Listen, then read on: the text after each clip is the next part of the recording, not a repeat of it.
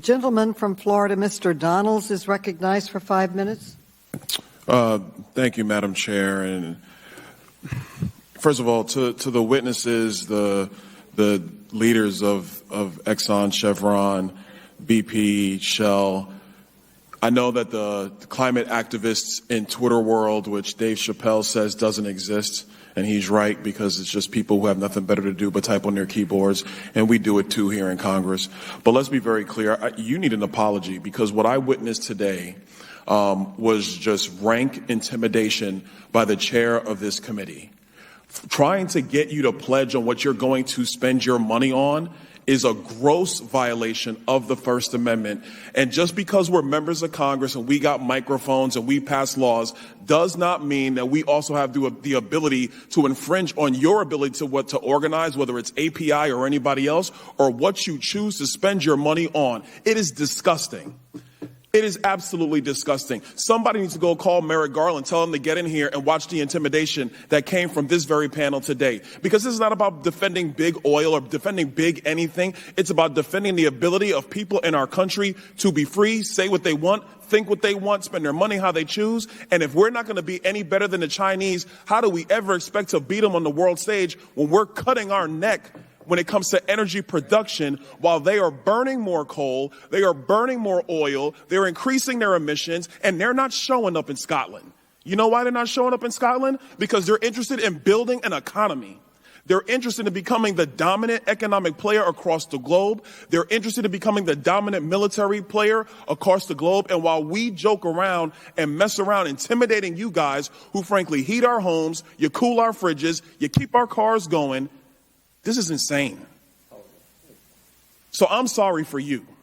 And I'm sorry for the people in our country who have to witness shenanigans like this and witness circuses like this. That's why they call that one show on HBO, whatever it is, The Circus, because that's exactly what this is.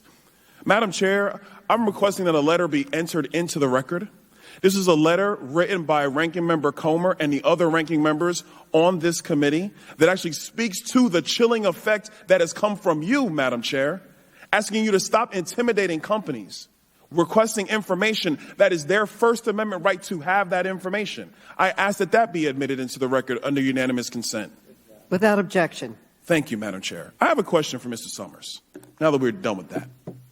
Mr. Summers, it was asked earlier by a lot of the executives if they believe in electronic vehicles, and it's a noble goal to have. But Mr. Summers, where does where does electricity production actually come from? Thank you, Congressman.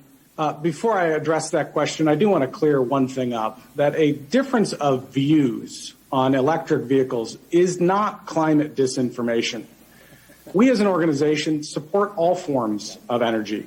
We support the rapid advancement of electronic vehicles as well.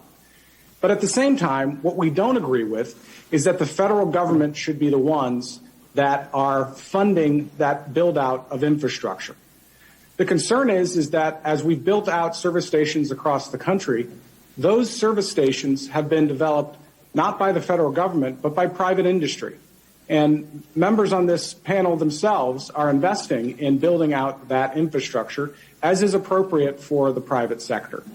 So real quick, Second of all, I think your question is very, very important, which is where does that energy come from? Most of the energy in the United States comes from natural gas. It has replaced coal as the primary source of energy in this country. Let me ask you this question as a follow-up.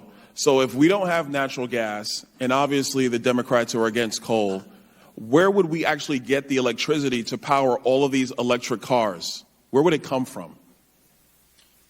Well, Congressman, for most countries and for certainly the United States, the energy, there would be likely a fuel switch back from natural gas to coal. So real quick, Mr. Summers, and I don't mean to cut you off because you make a great point, but I got 30 seconds. It is important for the American people to understand that if you follow the idiocy that's in the bipartisan infrastructure agreement, which is going to make natural gas harder to procure, we're actually not going to have lower emissions. We're going to have higher because you're going to have to switch back to coal-fired plants. And just for the record, let's also say the world will always demand energy. If you're not getting it from us, where we actually do it more safely and more cleanly. You'll get it from Russia. You will get it from China, and they don't care what the climate activists have to say on Twitter. I yield back.